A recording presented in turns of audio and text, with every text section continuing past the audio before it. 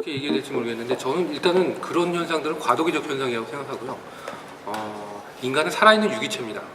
살아있는 유기체라는 것은 몸을 사용해야 되고 몸을 사용함으로써 자기 자신을 유지해야 되고 존립해야 되는 그런 조건들이 항상 잠재적으로든 아니면 가시적으로든 존재하는 거고, 그 시각적인 것과 촉각적인 것을 생각해 본다면 상황은 많이 달라진 것 같아요. 그것도 미디어라는 측면을 바라본다면 과거의 미디어들은 거의 다 편안한 의자, 안락 의자에 앉아서 일방향적으로 시청하는 것이었다면 지금의 미디어들은 전혀 그렇지 않습니다. 특히 그래서 더욱더 중요시되는 부분들이 촉각적인 것이고 몸의 운동이고, 그런 점에서 보면 그 게임도 좋은 사례가 될 수 있을 텐데, 게임을 보통 앉아서 손가락만 사용하는 게임에서 최근에 그렇게 유행하는 것 같지는 않지만 어쨌든 신체 운동을 더 포함시켜서 게임에 도입해서 그것들을 게임으로 컨텐츠를 만들어서 제공한다든지 이런 서비스들도 있고 제품들도 등장하는 것들은 오히려 미디어가 시각적인 거 하나의 어떤 감각에 국한되는 것이 아니고 신체의 모든 감각들이 활용되거나 아니면 신체의 모든 감각들이 접속될 수 있는 방식으로 진화하지 않을까라는 생각이 듭니다. 그리고 이거는 그렇게 본다면 단순히 미디어에만한 문제는 아닌 것 같고요.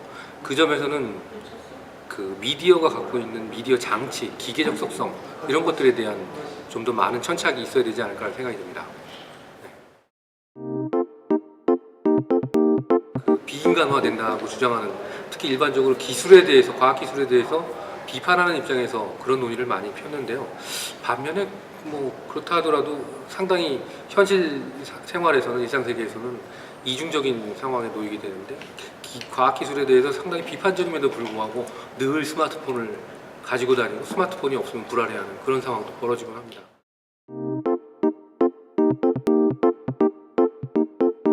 가능할 수도 있다고 생각하고요.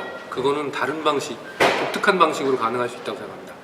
예를 들어서 아까도 관장님하고 그런 얘기를 했지만, 기계가 과연 인간이 할 수 있는 사고 능력을 갖출 수 있느냐, 그럴 때 그 기계는 인간이냐, 저는 그렇지 않다고 생각합니다. 그거는 기계가 인간이냐의 문제는 기계한테 별 관심이 아닐 거라고 생각하고요. 그건 인간이 기계를 정의 내리고 인간이 기계를 바라봤을 때 문제일 거라는 생각이 들고요. 똑같은 논리가 기계가 느낄 수 있느냐, 이 문제일 수 있을 것 같은데, 저는 좀 다른 방식으로 접근하고 싶습니다. 기계와 인간의 관계 속에서 인간이 느끼는 것이 감정이라고 생각하고, 감정이든 느낌이든 그게 가능할 수 있을 거라고 생각하고요. 그런 점에서 기계가 감정을 갖느냐, 기계가 느낄 수 있느냐, 이 문제는 좀 다른 문제라고 생각합니다. 그리고 중요한 사실은 또 한 가지는, 인간과 기계의 관계 속에서 느껴지는 그 감정과 느낌은 인간과 기계, 즉 기계가 존재하는 한에서의 상호작용 속에서 나타나는 그 현상이지, 인간과 인간의 관계에서 나타나는 감정과는 다른 상황일 거라고 생각합니다.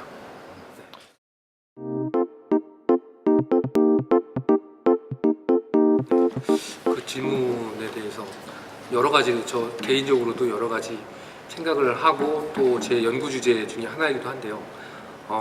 과연 미적 경험이라는 것이 단편적으로 얻어질 수 있는 것이냐, 또 형식주의 미학에서 요구했던 것과 같이 대상의 속성들을 통해서만 규정되는 것이냐라고 생각해보면, 인간과 기계의 관계에서 그런 것들이 그 과거의 그 형식주의 미학에서 요구하는 것이 대상의 속성, 가령 예를 들어서 그 기계 장치의 어떤 디자인적인 속성, 그것 때문에 어떤 미적인 만족을 주는 것이냐 한다면 저는 그건 굉장히 단편적인 생각일 거라는 생각이 들고요. 오히려 인간과 기계가 더 많은 오랜 시간의 그 상호작용을 통해서 얻어지는 경험, 그리고 그 경험에서 얻어지는 정서적인 측면, 또 그리고 그것을 나아가서 얻게 되는 의미, 이런 것들을 통해서 전반적으로 그런 과정, 순환적인 과정 속에서, 상호작용적인 순환 과정 속에서 구성되는 현상이 아닐까라는 생각을 합니다.